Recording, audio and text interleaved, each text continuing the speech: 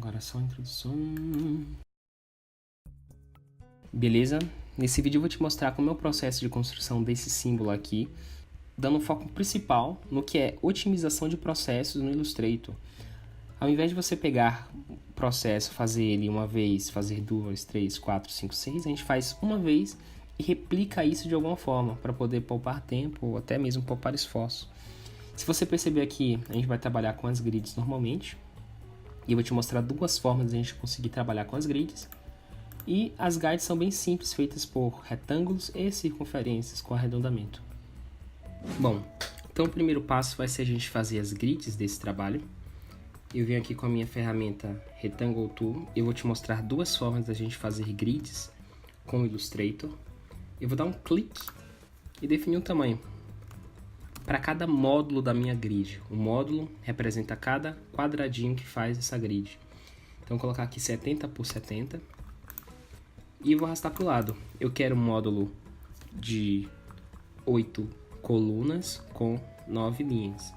Vou pegar isso aqui, clicar e arrastar com Alt Shift para o lado e apertar o Ctrl D até que eu tenha 8 colunas.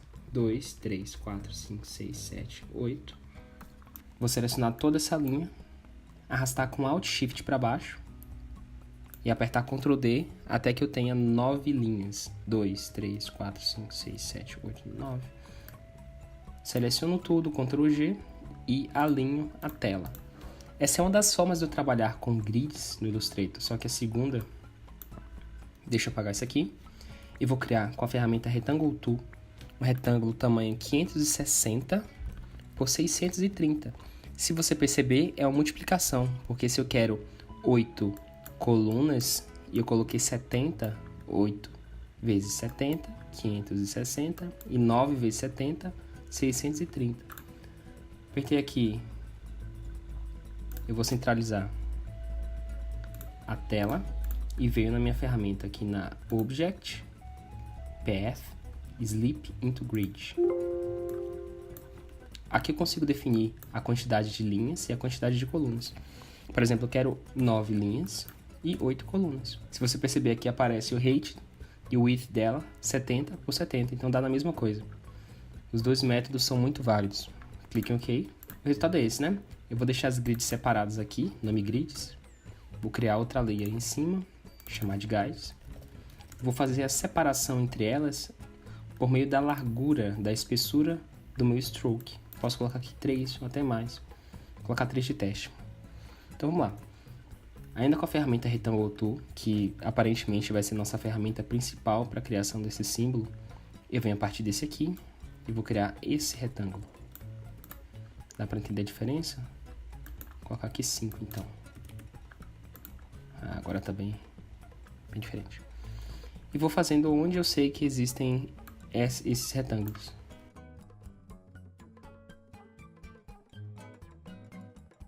Esse aqui fica na metade do módulo. Começa nessa metade até a metade daqui.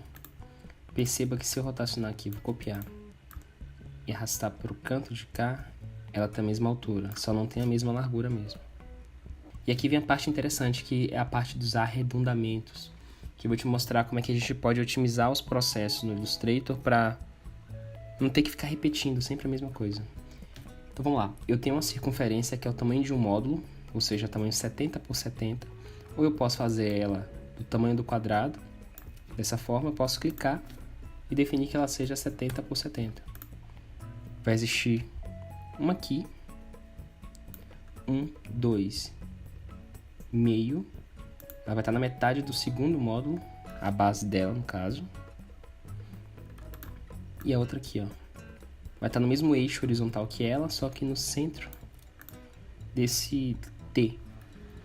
Aí eu quero que outra exista que seja na base das minhas grids e seja no centro, no caso entre essa circunferência e essa circunferência. Eu vou selecionar as duas, apertar Ctrl G para essa aqui se transformar num group. Seleciono essa outra circunferência que já está alinhada à minha base e reforço com mais um clique no meu grupo, que eu quero que isso aqui seja o meu Key Object, ou seja, ele não vai se mexer em relação ao outro. Clique em Align, e coloco para fazer o alinhamento horizontal no centro. Então quer dizer que agora esse aqui está no centro desse espaço que criou entre essas duas circunferências. Posso clicar aqui, Ctrl Shift G para desagrupar. E o que eu preciso fazer é uma linha que vai conectar essa circunferência a essa circunferência. E para fazer isso, eu já expliquei em outro vídeo, mas eu vou reexplicar aqui. Eu venho com a ferramenta Line, do centro dessa circunferência até o centro da outra circunferência.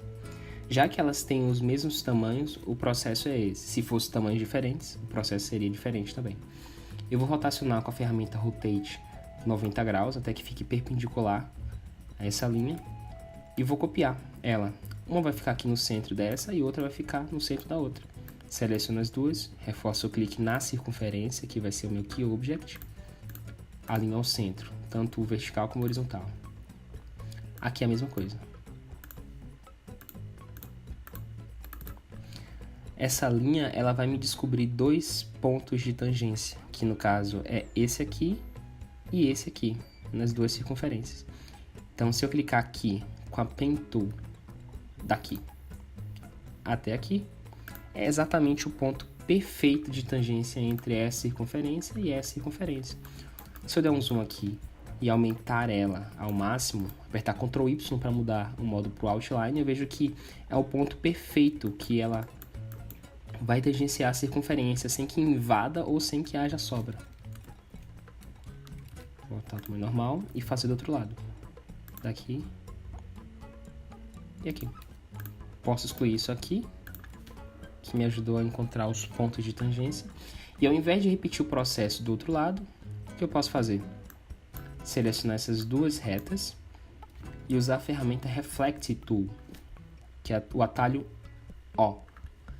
Eu vou colocar esse ponto de referência no centro dessa circunferência, até rima, referência, circunferência, e vou arrastar com Shift 90, menos 90 graus.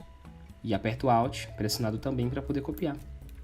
Ele já fez essa ligação aqui. Simplesinho, certo? E para fazer com que isso aconteça do outro lado, eu faço a mesma coisa. Lembrando que o meu foco aqui é ensinar para você como é que a gente pode otimizar processos para evitar repetições. Vou selecionar tudo isso aqui.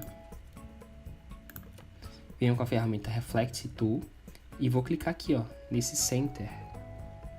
Que esse vai ser o meu ponto de referência, vai ser a ponta seca do meu compasso, digamos assim. Cliquei e vou arrastar para cá. 90. Aperto Alt para poder copiar, lembrando que eu estou apertando Shift para manter os ângulos de 45, 90 e por aí vai. E aperto Alt para poder copiar. Não esquecendo que aqui ele criou uma outra cópia dessa circunferência, só apago ela mesmo.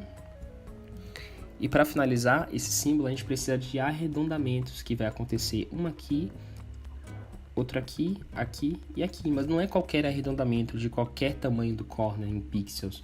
A gente vai usar essa circunferência como molde para fazer os arredondamentos. Lembrando que para a gente trabalhar com a unidade de símbolo, é bom sempre ressignificar, reciclar coisas que já foram usadas no nosso símbolo. Para eu fazer justamente essa tangência entre a circunferência e essa reta, a circunferência, essa reta e a reta de baixo, eu vou criar aqui linhas para poder a gente basear, né? Então, eu vou criar aqui com a Line Tool uma linha em cima disso aqui. Vou colocar uma cor diferente para você perceber. Vou colocar vermelho. Eu vou movimentar ela do tamanho do raio dessa circunferência. Se eu quero que ela tangencie, pensa assim comigo. Essa circunferência tangenciou essa reta. O que é preciso fazer com que essa reta tangencie o centro dessa circunferência? Eu mover ela do tamanho do raio da circunferência. Se eu tenho um diâmetro que é 70 pixels, basta eu mover ela na horizontal 35 pixels. Se eu já encontrei o centro nesse quesito aqui dessa reta, como é que eu faço para encontrar da outra? Eu pego essa reta e movo 35 nessa angulação paralela a essa reta. Se os dois tocarem o centro, o que vai acontecer, eu já encontrei o centro da circunferência. Só há uma opção possível nesse caso para a circunferência desse tamanho e que tangencia essas duas retas. Então vamos lá. Cliquei, apertei Enter, ou clico duas vezes aqui na Selection Tool, e eu quero mover aqui, ó, no Position, nesse grupinho, O horizontal, 70 dividido por 2. 70 é o diâmetro, dividido por 2 eu tenho um raio. E nada no vertical. Aperto OK, ele vai movimentar. Eu vou copiar essa reta aqui, que está como Path. Ctrl C, Ctrl Shift V. Vamos colocar a mesma cor. Estou usando o eyedropper para poder passar a mesma cor. E para ter acesso à angulação disso aqui, eu tenho que converter ela em Line. Object, Shape, converto Shape. Perceba que agora mudou de Path para Line, que é um tipo de objeto. Eu posso clicar aqui na Transform e eu tenho acesso ao ângulo dela. Só que eu não quero um ângulo negativo não, eu vou rotacionar 180 graus. Só para que ele apareça 139,4 aqui. Mesmo processo, clico aqui com Selection Tool, ou clico 2 vezes ou aperto Enter. E esse grupinho aqui, ó, Distance e Angle, eu vou definir o ângulo de 139,4. E perceba que esse desenhozinho mostra pra gente como é que ele vai se movimentar. Eu não quero que seja assim, eu quero que seja perpendicular a ela. Então, menos 90, que agora ele vai mover para cima. Dá um preview aqui. Já está o valor salvo de 35, só apertar OK. Exatamente na intersecção entre essa reta e essa reta, eu tenho o centro da circunferência tamanho 70 pixels. Só usar a Ellipse Tool, colocar aqui no centro, com Alt, clico, 70, 70. Dá perfeito. Novamente a gente vai otimizar esse processo, né? Eu vou clicar aqui, com a Reflect Tool, colocar o ponto de referência dela no centro da circunferência e arrasto com Shift para cá e aperto Alt para poder copiar. Seleciono esses dois, Reflect Tool de novo, vou clicar aqui, ó, centro dela e Shift, Alt para poder copiar. Para poder fazer o recorte agora eu vou copiar essa layer com Alt e arrasto para baixo. Eu posso até bloquear isso aqui e ocultar as duas. Vou chamar isso aqui de Final, que vai ser o meu símbolo final. Sempre tenha um backup para caso aconteça alguma merda no corte, você tenha como voltar. Então vamos lá. Vou selecionar isso aqui e fazer os cortes com a minha Shape Builder, que é essa ferramenta aqui. Com Alt, eu tiro partes e com nada pressionado, eu somo. Só como eu quero tirar, eu vou tirar primeiro os excessos desses retângulos. Aqui chega uma parte muito importante, que é a diferença de você somar com linhas ou com paths, que não sejam elementos abertos, tipo isso aqui, ele não é um elemento fechado, e você somar com elementos fechados. O recomendado sempre é que você use elementos fechados para fazer. Então, por exemplo, eu posso selecionar essas duas aqui, e eu quero fechar, eu aperto Ctrl J, que é a Join Tool. Ela fechou aqui, aperto Ctrl J de novo, ela fecha aqui. Repito o processo para essa parte.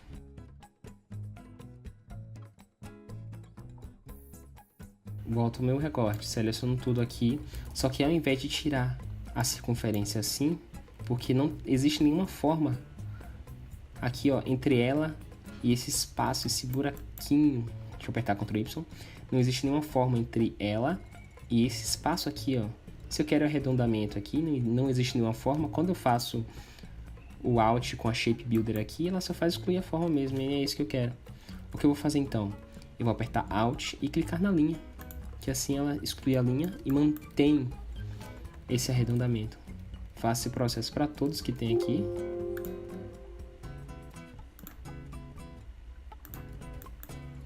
E o que eu vou fazer, lembrando daquilo que eu falei que sempre é muito mais recomendado eu trabalhar com formas fechadas, e aqui é uma forma de linhas, eu vou unir essa com essa aqui. Não aperto nada, tá vendo que aparece o maisinho? Quando aperto o Alt, aparece o menos. Então eu quero somar isso com isso. Esses três aqui. E esses dois. Feito isso, Pathfinder, Unity, que ele vai me poupar eu chegar com a Shape Builder e ficar somando parte por parte e coisa e tal. Então basta clicar duas vezes no Pathfinder e clicar na Unity. Aqui em cima a mesma coisa. Selecionei tudo. Tá pronto o símbolo.